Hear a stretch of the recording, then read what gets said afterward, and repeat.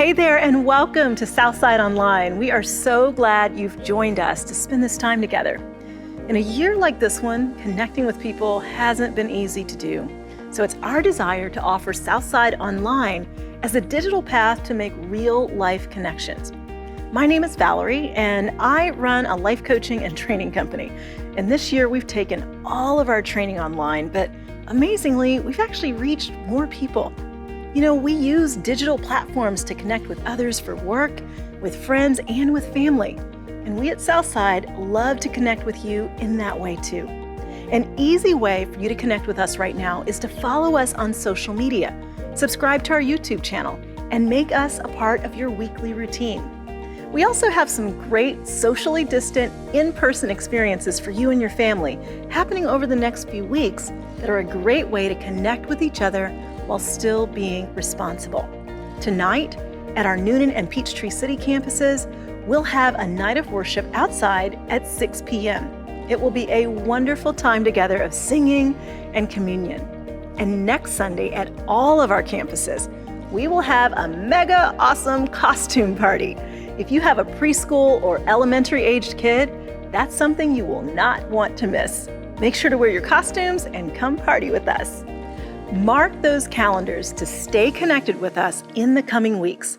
But today, we're going to sing some songs together and then hear from our teaching pastor, Andy Stanley. Let's sing.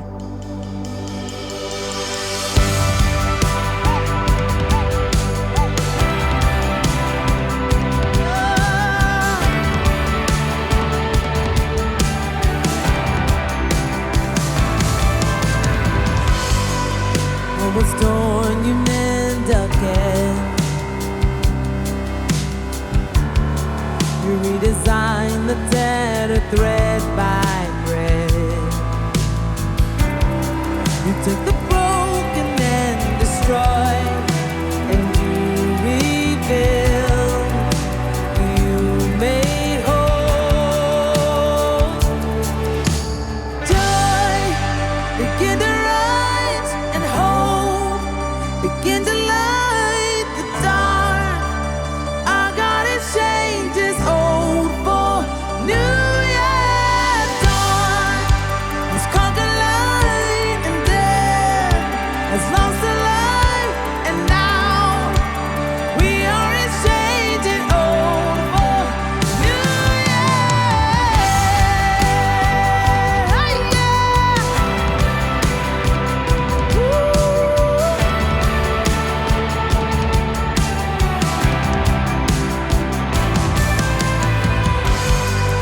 turn our flame into a fire,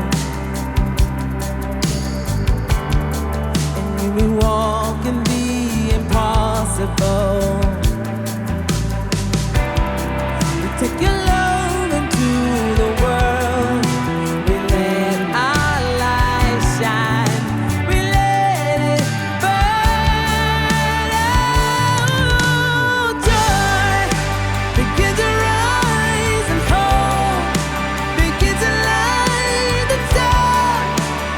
Our God exchanges old for new. Yeah, dawn has conquered light, and death has lost the light, and now we are exchanging old for new. Yeah, there's nothing that your love won't do. There's not a mountain faith can't move. There's power in the blood. There's power of the cross. There's nothing that your love won't do. There's not a mountain faith can't move. There's power in the blood. The power of the cross. Yeah, I believe that. Woo! Sing this with me. There's nothing that your love won't do. There's not a mountain faith can move. There's power in the blood, the power of the cross. There's nothing that his love won't do. There's not a mountain faith can move. There's power power in the blood, the power of the cross. Yeah.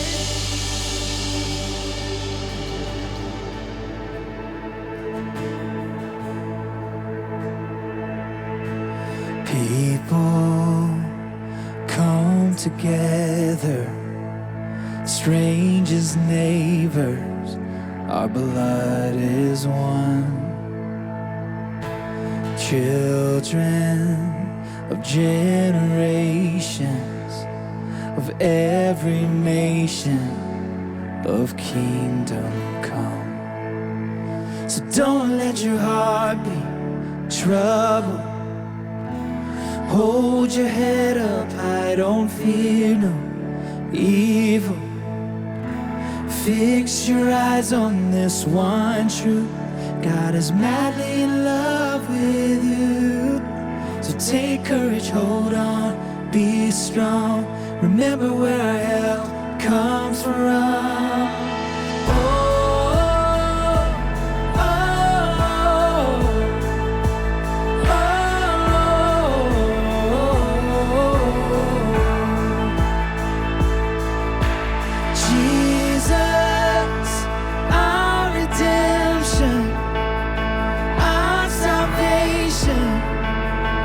In his blood, Jesus, the light of heaven, friend forever, his kingdom come. So don't let your heart be troubled. Hold your head up high, don't fear no evil. Fix your eyes on this one truth: God is madly in love with you. So take courage, hold on, be strong. Remember where our help comes from.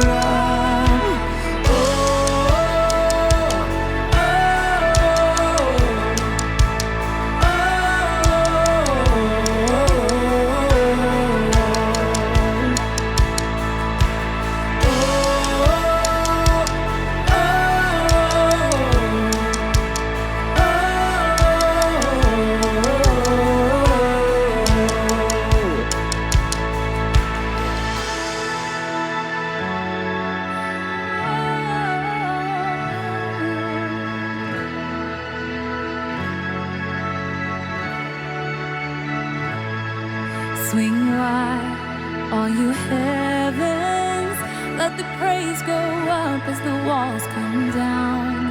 All creation, everything with breath, repeat the sound.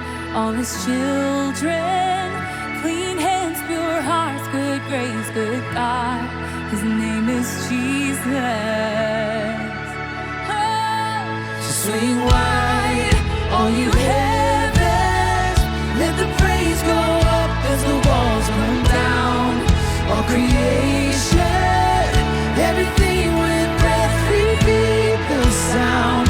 All his children, clean hands, pure hearts, good grace, good God. His name is Jesus. So swing wide, all you heavens, let the praise go up as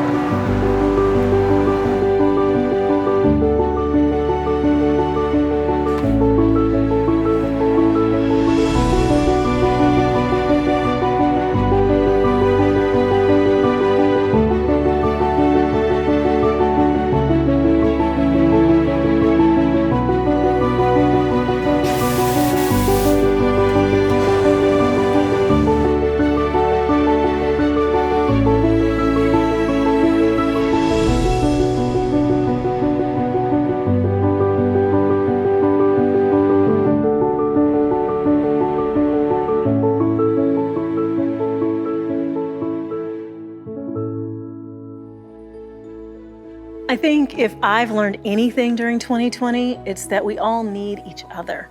I mean, really need each other. That's what For the Southside is all about. In a culture that keeps prodding us to keep ourselves as the center of our own universe, we have seen that the truth is, when we're the only thing in our universe, our happiness diminishes. Instead, we can be for each other. For the Southside is an opportunity to take our focus away from ourselves and use our energy to focus on others, to impact our communities, and to impact our friends. The truth is, this time of year is a great one to connect with our friends and find a way that we can be for them. Maybe this year has been harder on them than it has on you, and they just need you to listen. Maybe they need a surprise coffee. Maybe they need a chance to meet up and watch Southside online together. Maybe they aren't really church people, but you feel like this is the right time to invite them to engage with Southside, either at one of our outside events or right here online. Whatever it is, I think it's important for all of us to leverage me for you. And when you do, we will truly be for the Southside. Now, this week, we're continuing in our series, Parenting in the 21st Century, with Andy Stanley. So let's jump in.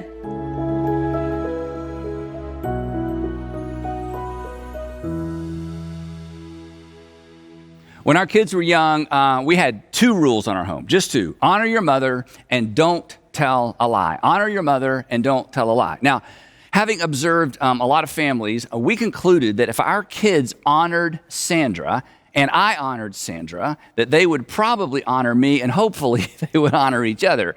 And we discovered through the years that honoring mom is like a keystone rule. It trickles down to just about everybody. And it was very important to us that our sons, Andrew and Garrett, learn how to honor and show respect to women. Rule number 2, don't tell a lie, was super important to us. As I explained to my children, we don't tell a lie because lying breaks the relationship. That was always the reason I gave for never telling a lie. We don't tell a lie because Moses told us not to tell a lie. We don't tell lies because lying breaks the relationship. And I would say to them, the worst thing that you could do, the worst thing that could happen from my perspective is for our relationship to be broken. So if our kids heard it once, they heard it 1,000 times. The worst thing you can do is tell a lie. The worst thing you can do is tell a lie. The worst thing you can do is tell a lie because lying breaks the relationship. So when Andrew, our oldest, was about 6 years old, the 2 of us were driving somewhere. He was in the back seat and he was thinking. I could always tell when Andrew was thinking because he would get really, really quiet. And then out of nowhere, he blurts out, "Dad, I know something worse than telling a lie." Now, he'd been in the back seat the whole time trying to come up with something that's worse than telling a lie. I mean, surely there's something worse than telling a lie. So I said, "Really, Andrew, what's worse than telling a lie?" And he said, "Worshiping the devil," which is really hard to argue with. So from that point on, we had 3 rules in our family: honor mom, don't tell a lie, and don't worship the devil. Anyway, this is part 3 of our series entitled Parenting in the 21st Century. So if you are a parent, about to be a parent, you hope to be a parent, maybe you're helping another parent, or maybe you're watching your own kids parent, this series is for you. It's basically for anybody who feels the weight and the responsibility of equipping an infant, a child, a teenager, a student for life. But as I pointed out in episode 1 of this series, when it comes to good examples of family and parenting, unfortunately, the Bible is really not all that helpful. In fact, the Bible is not even encouraging. On the other hand, when it comes to examples of real world family dysfunction, the Bible's kind of your go-to source. I mean, even Jesus experienced conflict with his siblings. They thought he was crazy. They thought he was crazy until after the resurrection anyway. But Jesus, as we said last time, Jesus and the authors of the New Testament provide us with a foundation and applications for being great parents. And while Jesus never talked about parenting directly, he actually laid the foundation for New Testament parenting when he laid the foundation for New Testament behavior. He laid the foundation for New Testament behavior when he issued his new covenant command. He called it his new command. "A new command I give you," and here it was, to love others as Jesus or as he loved us. So The way forward for us parents is actually embedded in that one big, all-encompassing command. I use the term embedded because the implications for parenting are not necessarily apparent. After all, Jesus wasn't talking specifically to parents when he commanded us to love as he loved. Fortunately, as we said last time, the Apostle Paul would come along and he would give us some handles. He would give us some love handles. Essentially, he would explain what it looks like to love. He would explain what it looks like to apply the Jesus brand of love in the real world. He would basically say, here's how love behaves. Here's how love behaves under pressure. Here's how love behaves at home. Now, in my opinion, Paul's most famous explanation of what the Jesus brand of love looks like and behaves like is actually found in his letter to Christians living in Corinth, and we call it the letter of 1 Corinthians. And last week, we began our journey through Paul's application list, but if you were with us last time, you'll remember we only got 3 words in. Love is patient.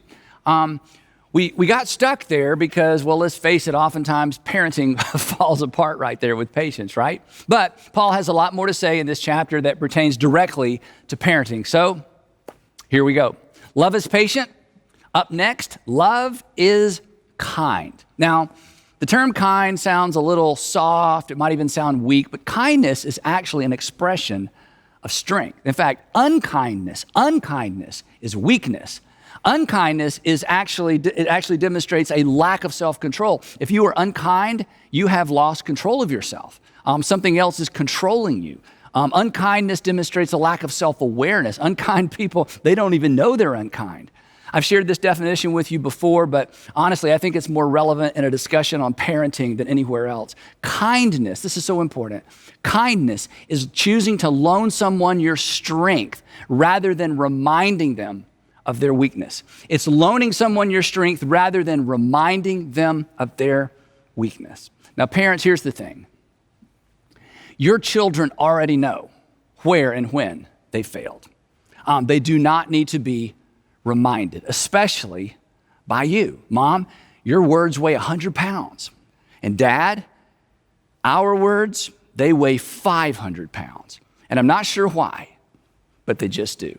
So, loan your children your strength and let the world remind them of their weakness. Let the world remind them of their shortcomings. Like you, they wake up every single day wondering if they measure up, if they've got what it takes.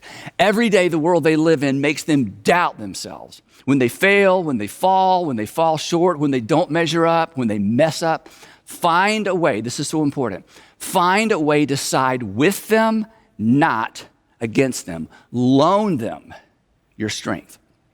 When I got my first traffic ticket, I was 16 years old, and I was driving home from school in my mom's beige 4-door Catalina, a spectacularly unimpressive vehicle. And when I got the ticket, of course, I was so afraid to tell my dad. And when I told him, he certainly wasn't happy, but he did not remind me of what I already knew. Instead, and he didn't have this terminology, but instead he loaned me his strength. It's why I still remember this story.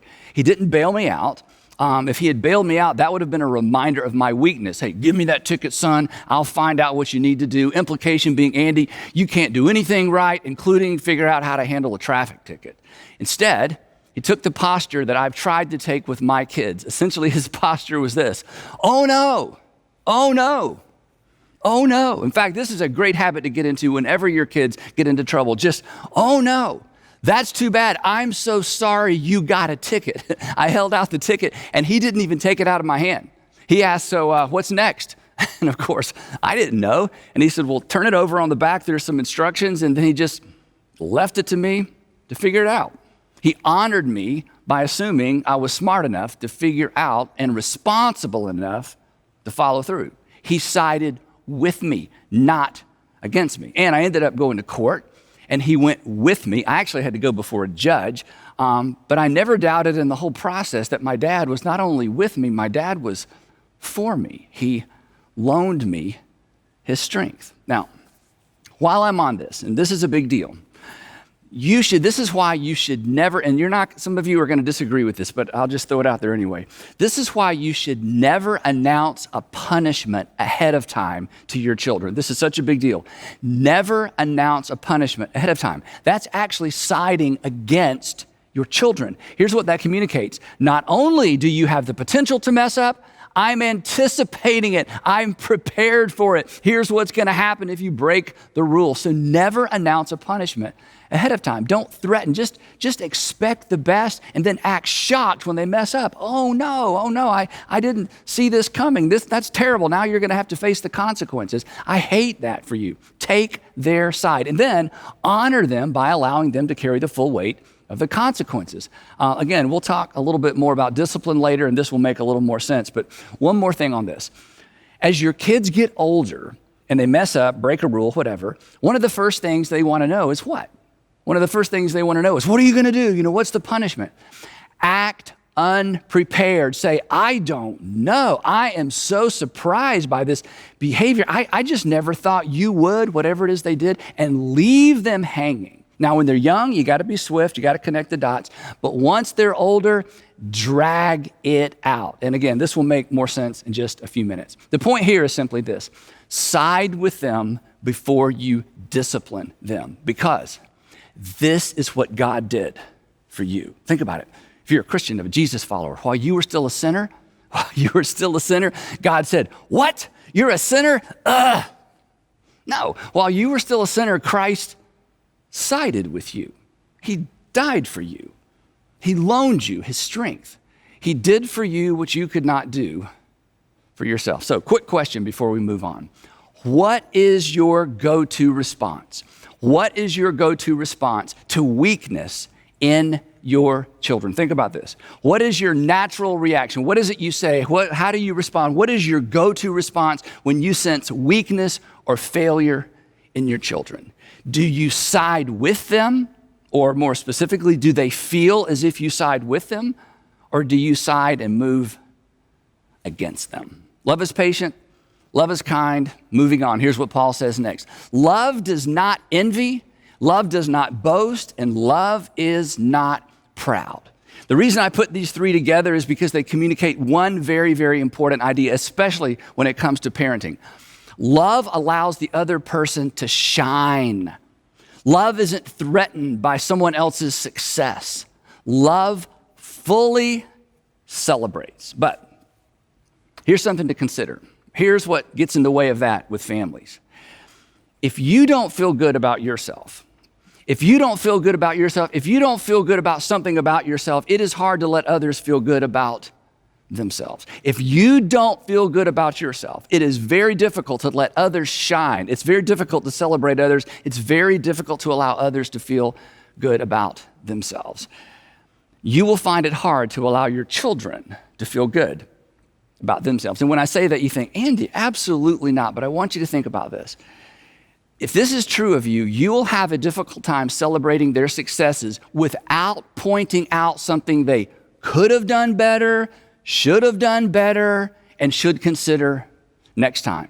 And if that is your habit, if every time they succeed, every time they get an award, every time they just do anything good, you find yourself going right into coaching mode instead of being able to stand back and just celebrate their success, mom, dad, you need to look in the mirror. And I'll tell you where the other dynamic where this plays out is in the area of sarcasm.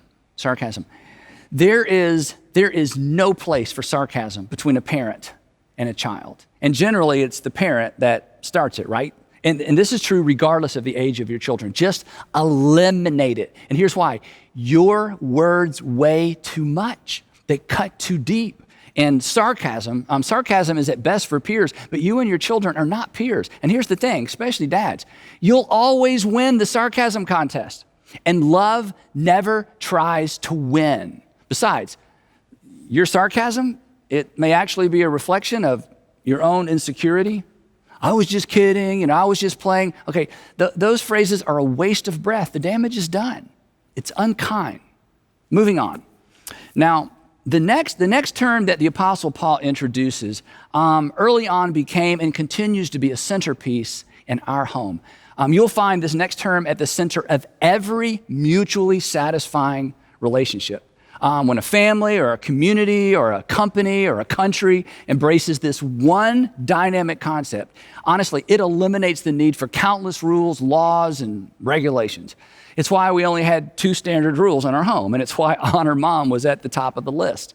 Paul states it in the negative. Here's what he writes. He says, love does not dishonor others. Love does not dishonor others.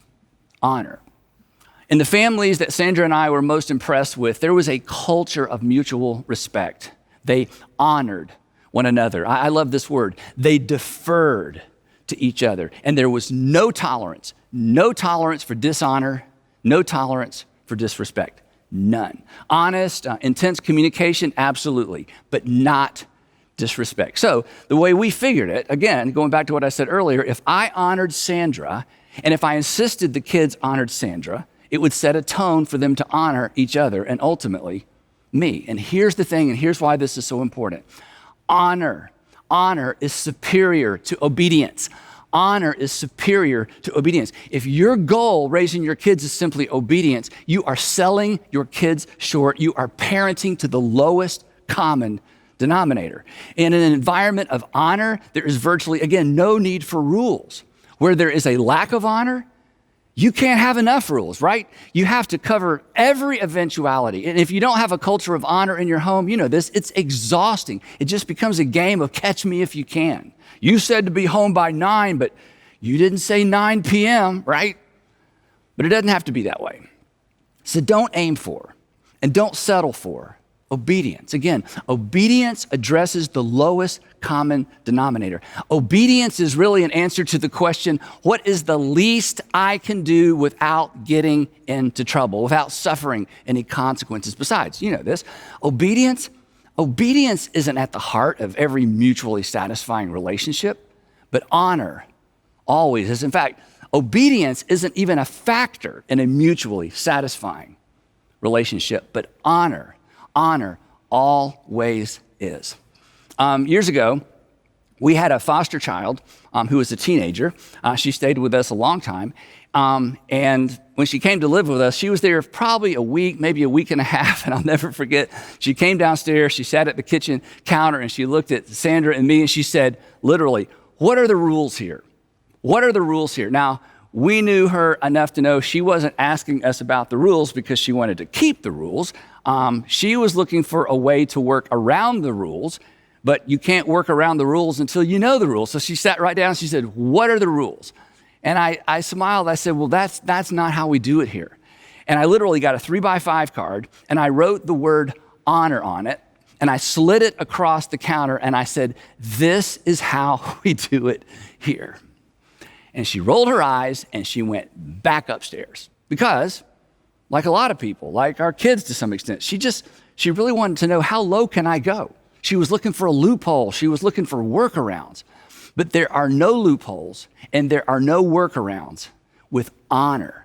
But here's the thing, and here's why I'm spending so much time on it. Honor, or learning how to honor another person, is not intuitive. It doesn't come naturally because it actually strikes at the heart of our self-centeredness, because it demands we put someone else ahead of ourselves. In fact, the Apostle Paul, in another letter, comes right out and says as much. In his letter to Christians living in Rome, he writes this statement. It's so powerful. He says, Christians, or Jesus followers, be devoted to one another in love. Honor one another, and here it is, here's the rub, here's the tension. Honor one another above yourselves. In other words, put others first. Not because they deserve to be put first, but because as a Jesus follower, you are celebrating the fact that God put you first when he allowed his son to get up under the weight of your sin. So model it, teach it, and expect it. And early on, look for ways to build honoring behavior into the rhythm of your family life. When our kids were super young and there were, toys everywhere in the house, Sandra would have the kids straighten things up before I got home in the afternoons because she knew how much I loved order and I didn't like to walk into chaos, just kind of my personality. But here's what she didn't say. She didn't say, kids, we need to clean up, your dad's coming home and we don't want him to be in a bad mood. What she said was this, She taught them that. She said, Daddy's coming home, so let's make it nice for him. She was teaching them what to do. She was teaching them the value of honor. We're going to honor your father by creating an environment that we know that he will enjoy. And here's the interesting thing. For many years, I didn't even know she was doing that. In fact, the way I found out is I overheard her explaining this habit that she developed to some other moms. Another way that we develop the rhythm or the habit of honor in our home is at dinner time, I, along with our kids, would stand, in fact, we still do this, would stand behind our chairs and we would wait until Sandra is seated. Otherwise, as soon as the food shows up, well, you've been there, right? Especially with little kids. And having everyone stand behind their chair and wait was a way of putting Sandra first. It was honoring their mother. It wasn't simply being obedient to their mom. This was part of the rhythm of our family. It illustrated our honor for Sandra. And then when they were in middle school and high school, and they would have friends over for dinner, it was kind of funny. The friends, as soon as Sandra would say, hey, dinner's ready, the friends would come over to the table and they would just plop down in their chairs. Then they would suddenly notice they were the only ones seated. They would stand back up, stand behind their chairs, look around and have no idea what was going on. And then Sandra would sit down and everybody else would be seated and we would begin to eat. But after a while, they learned. We trained our kids' friends. So the point is simply this. Look for ways to model honor and build it into the culture of your home. And mom and dad, you know this, but I'll say it anyway. It begins with you. It begins with the way that you treat and honor each other. Again, Paul's words are so instructive for married couples. Be devoted. Look at this. Be devoted to one another. And everything that flows from the word devoted actually explains what it looks like to be devoted to one another. And if you're devoted to one another, Paul says, here's what it looks like. Be devoted to one another in love. How do we do it, Paul? It's simple. You honor one another above yourselves. That healthy marriage is always characterized by mutual submission. In the book of Ephesians, the letter of Ephesians, he says this. He says, submit to one another out of reverence for Christ. In other words, put the other person first. As I've suggested on multiple occasions, marriage, a healthy marriage is simply a submission competition. It is a race to the back of the line.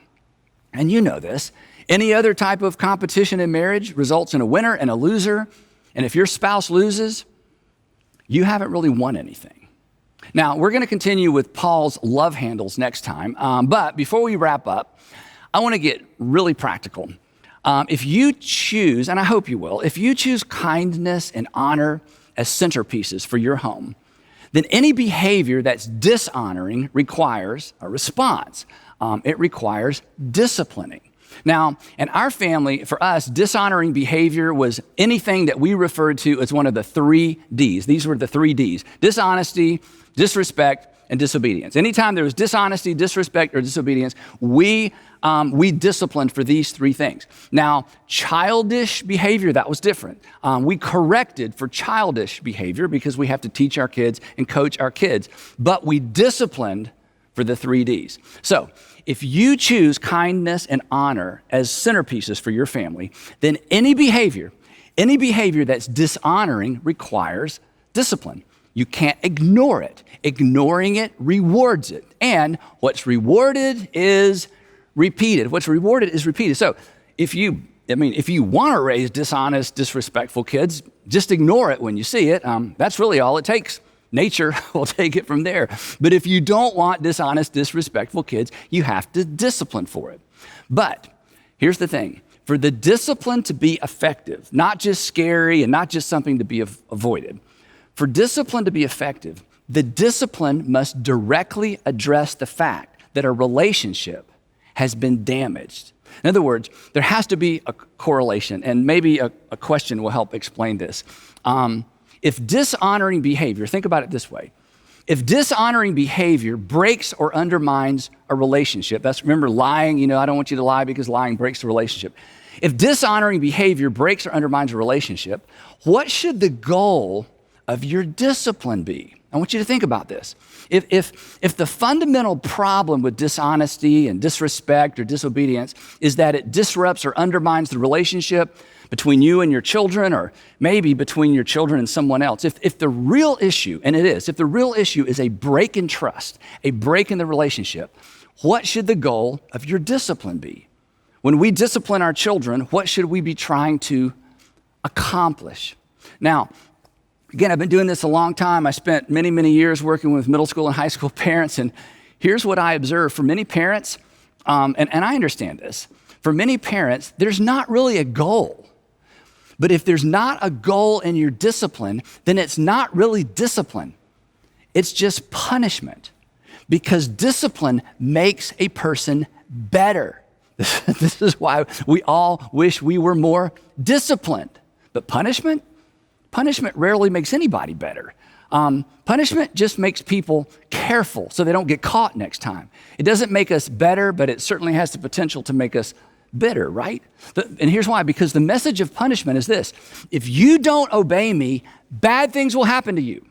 And when you think about most of the punishment that goes on in most homes, assuming it's going on, it's really little more than payback. You did something bad, so I'll do something bad to you. You inconvenienced me, or you embarrassed me, so I'm going to inconvenience and I'm going to embarrass you. So again, if dishonoring behavior breaks or undermines the relationship, think about it, then what should the goal of your discipline be? And the answer is restoration of the relationship.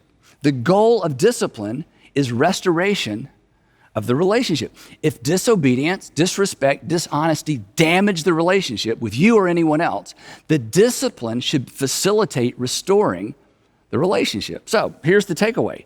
Discipline your children in the direction of relationship restoration. And the sooner you start, the better, because relationship restoration is something that must be taught. We don't come into the world understanding how to do this. And in fact, let's face it, you know some adults who've never figured this out. Perhaps you've never figured this out. If you've ever said, I don't know why you're still upset. I said I was sorry. If you have ever said this or anything like this, perhaps you've never learned the art of restoring a relationship. I don't know why you're still upset. I said I was sorry. You know what the implication is? The implication is, doesn't saying sorry restore the relationship? I mean, doesn't saying sorry get us back to where we were before?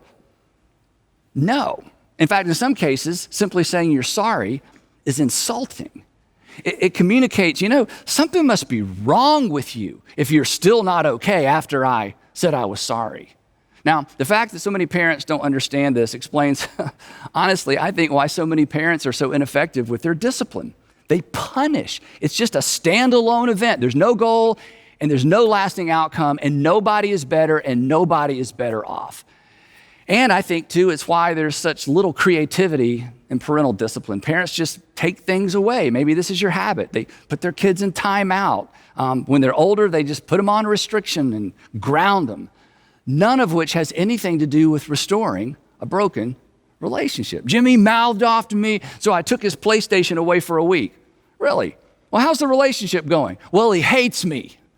Taking stuff away should be a last resort, because nobody learns anything. They just try harder not to get caught next time. Now, if you're tracking along with me, you may be thinking, and I hope you're thinking, okay, Andy, I get it, but how? What does it look like? What do I do? And I'm going to give you 2 examples in a minute. But here's the thing. You are smart enough to figure this out. Once you recognize, and this is so important, this is important in your marriage, this is important raising your kids, this is important for your kids to understand, this is important in every relationship. At the heart of every transgression is a damaged relationship. At the heart of every transgression, I know this is kind of, a big, somewhat of a Bible word. At the heart of any act of dishonesty or disrespect, at the heart of every transgression, something hasn't just happened. At the heart, at the epicenter of what happened is a damaged relationship. Consequently, the discipline must in some way restore the relationship. Otherwise, it's not discipline. It's just behavior modification. If it involves someone outside your family, the relationship may never be completely restored because the other party may not be interested in having a relationship with you or your kids. But even in a situation like that, you still need to coach your kids in the art. It is an art of building a relational bridge, especially if they participated in tearing it down to begin with. Now, this really is not as difficult as it may seem. In fact, as soon as your kids could talk, you probably taught them to apologize. I mean, I certainly hope so. An apology is part of relationship restoration. Here's a little tip on apologies. Require your children to apologize in complete sentences. Sorry is not a complete sentence. Sorry is a sorry excuse for an apology. They've got to own it, so they need a pronoun. I'm sorry. I said this so many times to our kids growing up, especially when I forced them to apologize to each other. All right, tell her you're sorry. Sorry, no, we need a pronoun. I'm sorry. You've got to own it. And of course, you look them right in the eye. I bet you've taught your kids that. But here's the thing. Our kids need to understand, regardless of how old your kids are, they need to understand that when they're dishonest or disrespectful, they've taken something away from the other person. And consequently, because they've taken something away, they owe that person something. This is why we say you owe them an apology. But in most cases, we owe them more than an apology. So here's what I want to suggest you teach your kids to say. And if you don't like my version of this, come up with your own. Here's what you teach them to say. You teach them to say, I'm sorry, and then of course they need to explain exactly what they're sorry for. You got to make them say it so they can own it. I'm sorry I disobeyed you. I'm sorry I kicked over your blocks. I'm sorry I came home late. I'm sorry I didn't answer when you called, whatever it is. I'm sorry, right? And then add this. Is there anything I can do to make it up to you? Now let me just warn you. They're going to hate this part. They're going to hate this. But I'm telling you, this is how you help your children understand that they took something and they owe something. They took something and they owe something. What can I do to make it up to you? And when you teach them to think this way, you're laying the groundwork for restoration and restitution. Sometimes it's appropriate to ask someone for forgiveness, but honestly, sometimes it's not. And we will save a discussion on that for another time. Couple of illustrations. When our boys were around 8 and 10 years old, Sandra and I came home from a date and discovered that they had been extremely disrespectful to the babysitter. I mean, it was a nightmare. And this is somebody we'd known for a long time, and she was hesitant to complain, but she did, and we were so glad she did. And she needed to. When we got home, the boys were asleep, so we didn't wake them up. But the next morning, Sandra woke them up, sent them to their little desk, and had them write an apology note to Pam. Each one wrote an apology note. But that was just the beginning. When they finished, Sandra read over the notes to make sure they were fine. Then she told them to get dressed up a little bit, get their little wallets, and get some money out of their savings jar and meet her in the car. And they had no idea what was going on, and she did not tell them until everybody was buckled up and they were driving down the driveway. And then she laid out the game plan. She said, boys, we are going to Kroger, and you're going to go inside and you're going to buy Pam flowers with your own money. And then we're going to drive to Pam's office, and you're going to deliver the flowers and the notes, and you're going to apologize. And they were mortified. Honestly, they would have preferred that we take away everything in their rooms for an indefinite period of time. And not to mention, they hated wasting their money on flowers. They were humiliated. They were shamed. It was perfect. And here's the other thing. Pam didn't know they were coming. So picture this, and neither did the other people in her office. So imagine it. Here they walk in, and here's Sandra and these two little boys with these flowers and an envelope, and they make their way to her office.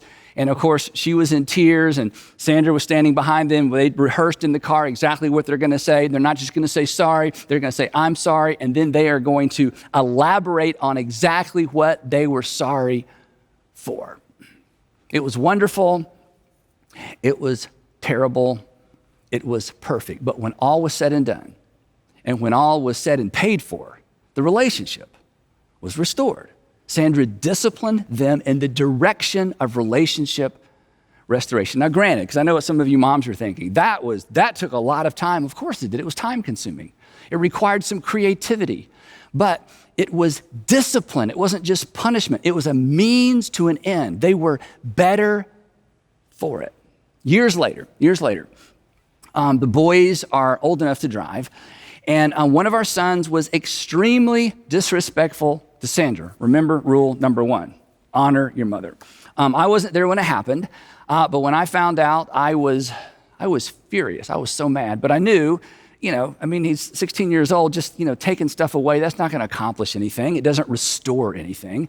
And an apology wasn't enough. She was really hurt, and understandably so.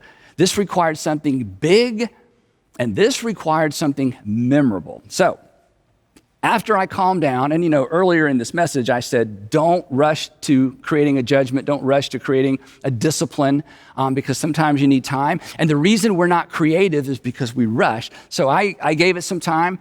He knew he was in trouble. He knew there would be consequences. My kids were accustomed at this point to me dragging this out, no immediate response, to the point that sometimes they thought I forgot, but of course you never forgot. So after I calmed down, I asked the question I want all of us to begin asking.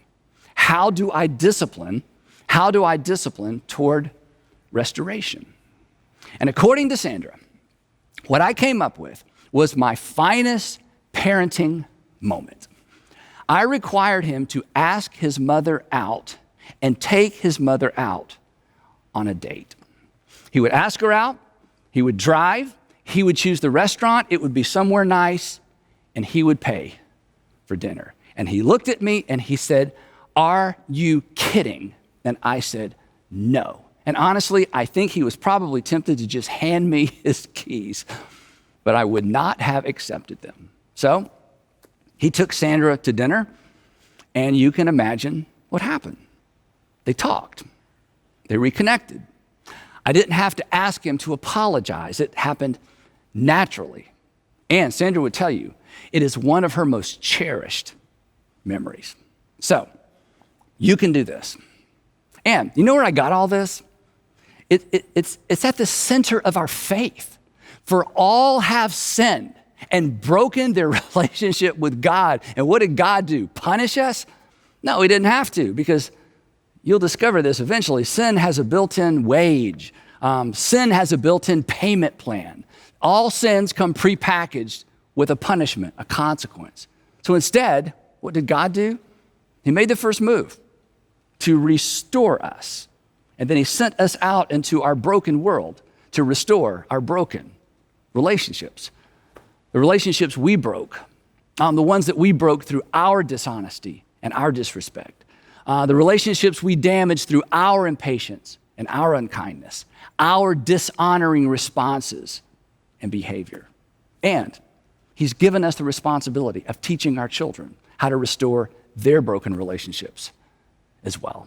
So, loan them your strength, stop with the sarcasm, and discipline toward relationship restoration.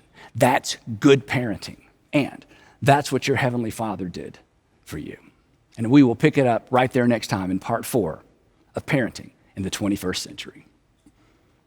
Now, as always, we want you to keep the conversation going. So here are 3 questions designed to help you do just that. Question number 1, were your parents more inclined to loan you their strength or perhaps remind you of your weakness? Number 2, growing up, would you say your home was characterized by mutual respect and honor? And then number 3, I would love for you to look up Hebrews chapter 12, verse 11. And according to the author, answer this question: what is the goal? What is the goal of discipline? What is your goal in your discipline? And what would it look like in your home if you embrace the goal of relationship restoration? Talk about it, and I'll see you right back here next time as we wrap up parenting in the 21st century. I'll see you then. We're so glad you chose to spend this time with us. If today was your first time watching, we want to know.